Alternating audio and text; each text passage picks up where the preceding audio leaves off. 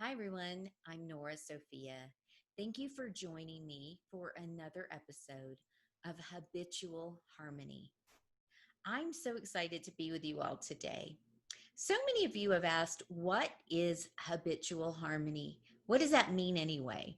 So today's podcast is going to be about what in the heck is habitual harmony and why is it so important to me?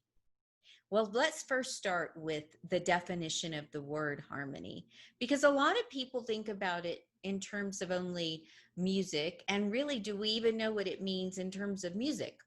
So, harmony in music is when two or three chords are playing at one time, right? And in life, rather than balance, I don't like the word balance because balance for me means here's a scale, and I have to do this to make sure that it's not teetering one side heavier than the other. I have to put a rock over here, I've got to put a rock over there, and somehow I've got to maintain this equilibrium. And how many of us understand that really just doesn't happen in life? It's very rare that we're in a state of just keeping steady. In fact, if I'm honest, that makes me kind of nervous, right? Because it means that I guess the visual that comes with, and I'm very visual, is that there's plates spinning and I'm balancing all the plates. And the moment that I allow something to take my eye off of what I'm trying to balance, what happens? Everything falls to the ground. But when there's harmony, when you think of, for example, those beautiful fountains in, is it in Las Vegas, where they rise and fall according to the music, that is what our life should be like. There should be an understanding of how many things come together to be one, to have oneness. And habitual harmony has many, many tools. It depends on our life. It depends on if you have the three things, right? Mind, body, spirit. Where, I ask my clients often, where do you feel out of sync? What is not being celebrated? What is having too much of an expectation? And it really becomes this beautiful practice of learning that all of it belongs. And so often I think that in life, we don't want everything to belong. We only want the good parts. And that's just not the way that life works. But when we're able to experience life in all of its fullness, for the spectacle that it can be sometimes, and it can be, then we're able to take lessons from these moments, whether they're defined and labeled as good or bad. Everything becomes a teacher for us. Everything becomes something that we get to learn from, to learn about ourselves, to learn about other people, and then take that and push it on down the road into the next part of the journey. When I first began hosting a podcast, I called it Liminality Life. And the reason I did is because liminal space is in transformation. It's almost like if you think about a home where there are many rooms and you have the thresholds, right? The doorways to the next room. That's liminal space as you pass through. And in architecture, actually, that's an architectural term, the limen of, and I don't know if I'm saying that right. My architect friends out there are probably going, but if I'm not, you can let me know. I'm good with that. But anyway, it is that space. And I'll never forget hearing these beautiful understanding of words from Alexander John Shia, my partner in Shia Sophia House, our publishing house. He described transformation as discontinuous change. And that is, it's ongoing. It doesn't happen like here, here, here, although for some of us it can.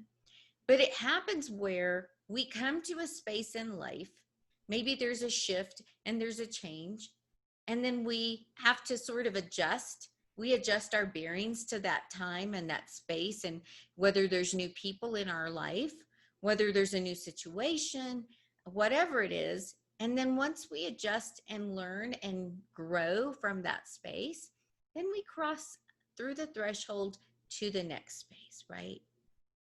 We went through a lot this past year. We went through this pandemic that we're still experiencing. We went through people leaving the workplace in droves. Think of New York, right? All these beautiful skyscraper buildings, suddenly they're empty. It's like a ghost town. We went to working at home. Zoom became our virtual office. If we had children in school, they began learning from home. And if we're married, we had a spouse working at home alongside us. Where in the heck are we supposed to put everybody? Talk about needing habitual harmony. So, one of the things that I recognized is that, and my team and I decided we need to put together a toolkit for employers and employees to understand how to create, not just, as everybody kept saying, the new norm, but new life from what was being presented to us, to have to shift and change. This was not change that we welcomed, nor was it change that we asked for. It just was. How do we do that? And sometimes life experiences can present and feel like that too. Maybe you encountered death with COVID, or maybe it was just the way that something happened, sometimes when we're not prepared for it. It's terrible. But we are resilient. We are more. We go through so many things. I come alongside folks who have endured trauma all the time in my practice. And you know why I can is because that's part of my story too.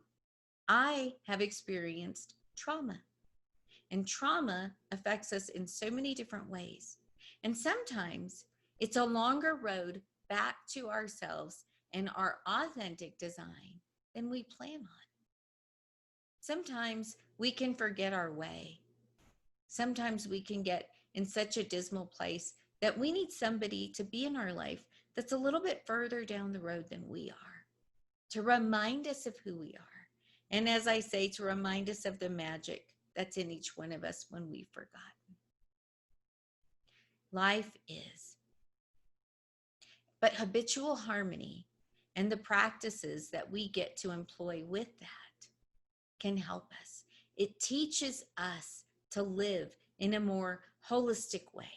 And so many of us are in different places in our lives. I have hot tea because I have a little bit of sinus stuff right now. So please forgive me as I take a sip of this nice, yummy, hot green tea with honey. That'll help my throat.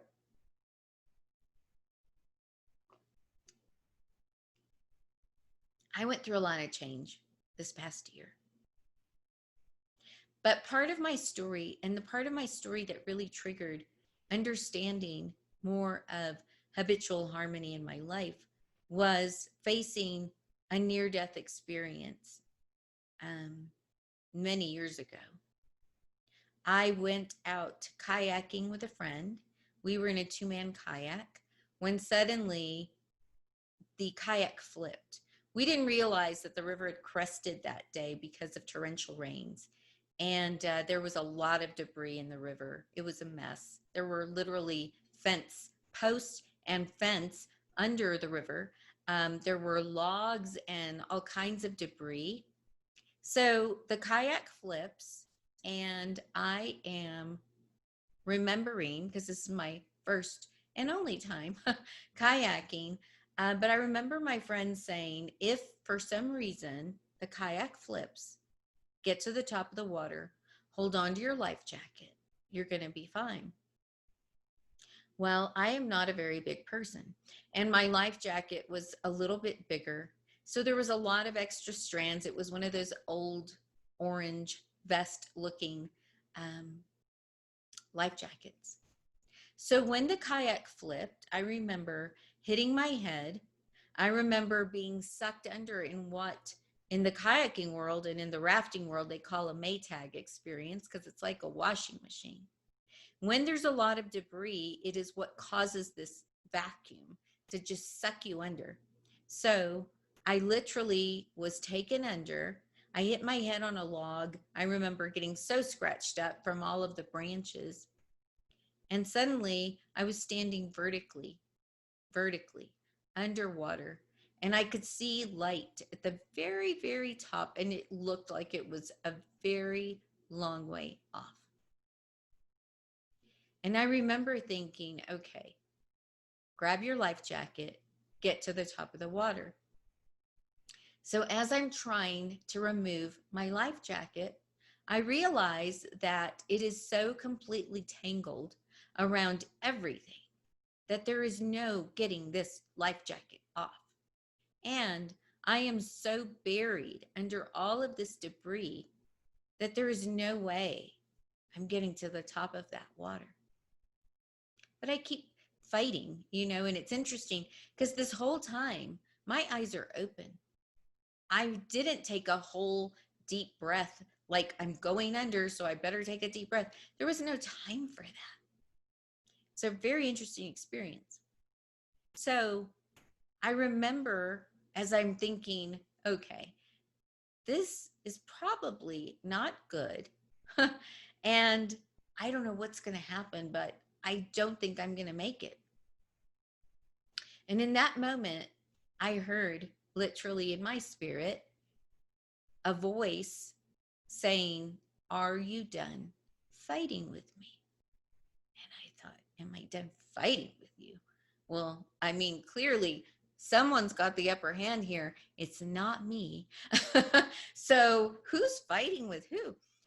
And then I began to realize that it was my, whatever you want to call it, higher power, God, he, she, universe, however you want to put it. That's what was saying, "Are you done fighting with me?" And it wasn't about fighting with this beautiful being about who they are. What I'd come to realize years later, it was about fighting with myself about who I am, what I have to offer, the gifts and talents that I have to change this world and that I have to give to humanity, because we are all created with them, whether or not you realize it right now. So in my spirit, I said, okay, yes, sure. But I had a caveat, and that was, I will quit fighting, because I thought quit fighting meant certain death, right? So in my mind, this was it. And so I said, the only way I will quit fighting is if you, whatever you are, whoever you are, because at the time my little spirituality was really little, remind my son every day how much I love him, how much I think of him. This is 20 years ago, and this still gets me. Remind him of that, and I will quit fighting. The next thing I knew, it's like all of these stories that you hear, right? I had the most amazing, warm feeling, almost like the coziest blanket was wrapped around me. I felt the presence of love in the deepest, most powerful, most certain way. I sensed all around me this amazing and wondrous light. And then the next thing I knew, I was floating on top of the water, no life jacket. I know, that's a freaking mic drop moment, right? But that's how it happened. And it was crazy. And my friend is sitting on the shore just in tears. And they tell me, "You were under for 7.5 minutes." And I simply opened my eyes, didn't, spit out water, didn't need to be resuscitated. breathing just fine. So my life was never the same, as you can imagine, after that. And I knew that there was something that I had to do here on earth for humanity. And with a grateful heart, I began to live every day as though it mattered. Because there's a difference between just going through the motions and really feeling every breath that gets to flow through us. Recently, a lot of us had a friend, I would say he's a friend, who passed on social media. Um, he was an amazing giant of a man with a beautiful family, and he wasn't very old. He wasn't even 50. And he was not, by all characteristics, unhealthy. But he suffered a stroke and died, and it was all of the sudden. But I will tell you that that man lived, he lived every day as though every breath mattered. And when I heard the news,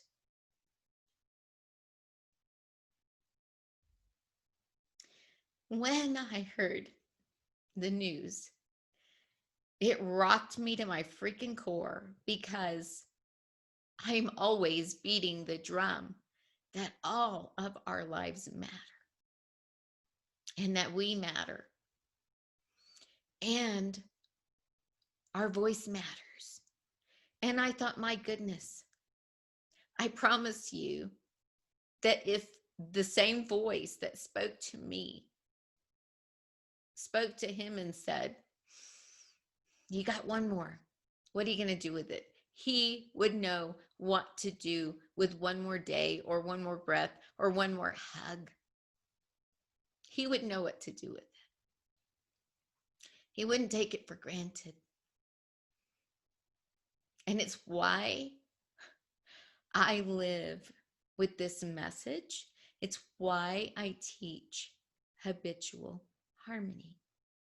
It's why it will be my drumbeat for as long as I have breath. I will do weekend excursions with people. I will write a book about it. My team and I will coach through that process because all of it matters and you matter.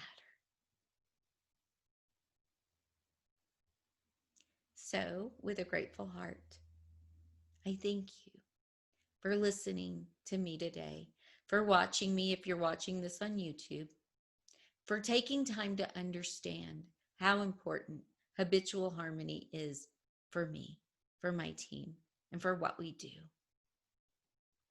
You can find more about me and Habitual Harmony and my wonderful team at norasophia.com and connect with me on social media. I am on Facebook, I'm on Instagram, and I'm always happy to hear from you all. Thank you again for joining me for another episode.